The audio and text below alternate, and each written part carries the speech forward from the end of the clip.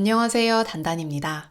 작년에 회사를 그만둔 이후로 1년 넘게 한 번도 빼먹지 않고 써온 기록이 있습니다.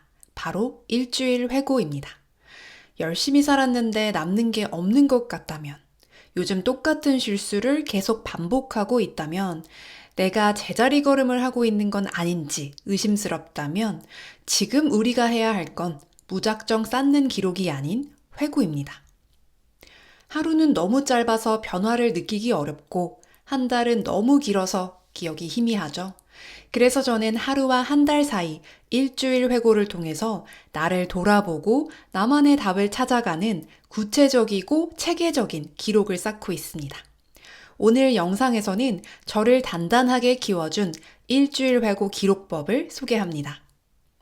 기록은 알겠는데 회고는 또 뭐냐고요? 이쯤에서 우리가 흔히 말하는 기록과 회고의 차이를 말씀드리고 싶어요. 크게 보면 회고 역시 기록의 범주 안에 있지만 오늘 회고와 비교해서 설명해 드릴 기록은 무의식의 흐름으로 쓰는 일기 같은 기록을 말합니다. 이런 일기 같은 기록과 회고의 차이는 스토리와 내러티브의 차이와도 같아요. 우리가 생각하는 기록, 즉 스토리는 사건을 시간 순서대로 나열한 겁니다. 예를 들어 이런 거죠. 단단은 아침에 된장찌개를 2그릇 먹었다. 그리고 점심에 카페에 가서 케이크를 3조각 먹었다. 반면 회고는 내러티브, 즉 사건 이면에 숨어있는 맥락과 숨은 의도, 원인을 탐구하는 겁니다. 단단히 왜 이렇게 과식을 했지? 운동을 많이 해서 식욕이 늘었나? 요즘 마음이 허한가? 된장찌개가 너무 맛있었나? 맛집 케이크였나? 이렇게요. 보통 우리가 일기를 쓸 때 무의식의 흐름대로 하루의 감정과 사건을 쏟아내듯 주르르 나열하잖아요. 제가 하는 일주일 회고는 일주일 동안의 경험과 감정을 쭉 돌아보면서 왜 그런 감정이 들었는지, 왜 그런 행동을 했는지, 내가 미처 인지하지 못했던 내 감정과 행동의 맥락을 들여다보는 겁니다. 저는 매주 수요일에 프리워커 주간보고라는 이름으로 일주일 회고를 발행하고 있어요. 회사 밖 독립생활이라는 컨셉으로 일주일을 회고하는 거죠. 지난주 수요일부터 이번 주 화요일까지를 한 사이클로 잡고 구글 캘린더를 보면서 무슨 일을 했는지, 누구를 만났는지, 무엇을 배웠고 어떤 감정을 느꼈는지, 다음 일주일은 어떻게 보낼지 회고합니다. 일주일 주기라고 하면 대개 월요일부터 일요일까지를 생각하실 텐데 제가 수요일부터 그 다음 화요일까지를 한 사이클로 잡는 이유가 뭘까요? 바로 일주일 회고로 배운 걸 바로 적용해보기 위해서예요. 주말에 회고를 하면 이미 뇌가 주말 휴식 모드로 들어가 버려서 뭘 했는지 기억도 잘 안 나고 마음가짐 다잡기도 어렵더라고요. 월화수목금의 한가운데인 수요일은 뇌가 한창 일 모드여서 아이디어도 잘 떠오르고 개선점도 바로 적용할 수 있더라고요. 그래서 저는 수요일부터 그 다음 화요일까지를 한 사이클로 회고하고 있어요. 저의 프리워커 주간보고를 보시면 겉으로 보기에는 그때그때 자유롭게 쓰는 것 같지만 사실 이 안에는 템플릿이 있습니다. 템플릿에 맞춰서 초안을 쓴 다음 각각의 템플릿 질문 항목을 이 안에 있는 내용에 맞춰서 어울리는 소제목으로 바꿔주는 거죠. 예를 들어볼까요? 저의 프리워커 주간보고 템플릿은 총 4개의 질문으로 구성되어 있어요. 누구를 만나고 어떤 일을 했어? 무엇을 배웠어? 어떤 감정을 느꼈어? 다음 주는 어떻게 보내고 싶어? 이 질문에 답을 하듯 300자 정도 분량의 회고를 쓰고요. 그 내용을 다시 한번 읽어보면서 제목을 뽑아보는 겁니다. 그리고 기존의 템플릿 질문을 바꿔줘요. 이렇게요. 무엇을 배웠어는 첫 고등학생 기록 강연을 하다로 어떤 감정을 느꼈어는 나의 고마운 행동대장 불안이로 바꿨고요.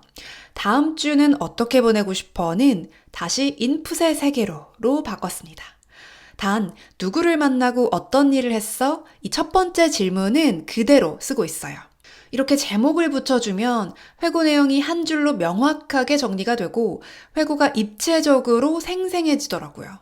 시간이 지나서 나중에 회고를 다시 볼 때 이렇게 제목이 있으니까 뭘 봐야 할지 감도 바로 오고요. 제목만 봐도 회고 내용이 떠오르니까요.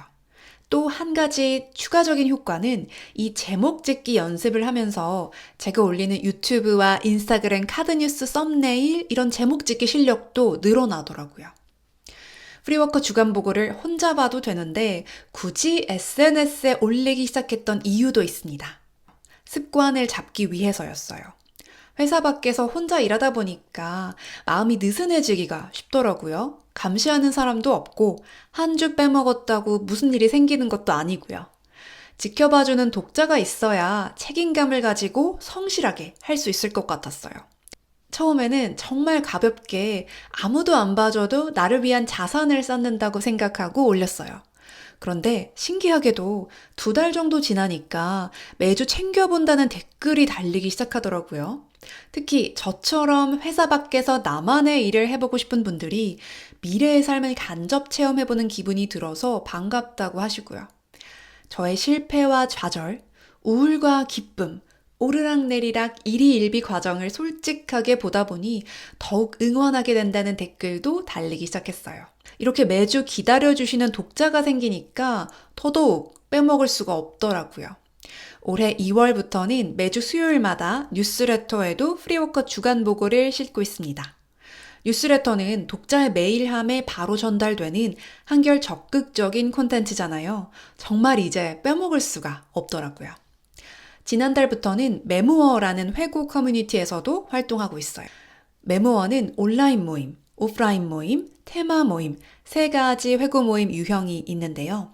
저는 이 중에서 온라인과 오프라인 모임을 경험해 봤습니다. 매주 슬랙에 각자의 일주일 회고를 올리고 댓글로 응원을 주고받는 방식인데 서로의 회고를 읽으면서 이렇게도 회고할 수 있구나 하는 좋은 자극을 받기도 하고요. 사람들 사는 거 다 비슷하구나. 고민 다 비슷하구나. 이런 위로를 얻기도 했어요.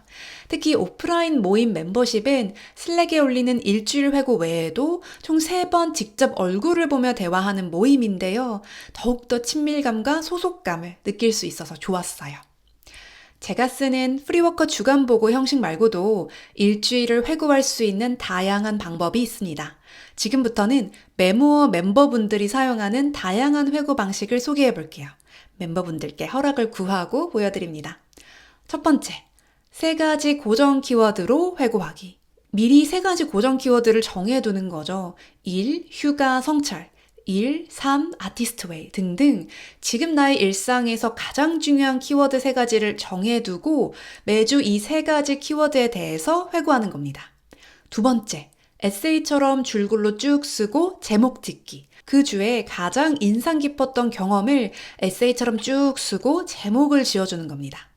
세 번째, 3가지의 L 항목을 적어보는 건데요. liked, lacked, longed for, 즉 좋았던 경험, 아쉬웠던 경험, 다음 주를 향한 바람을 적는 방식이에요.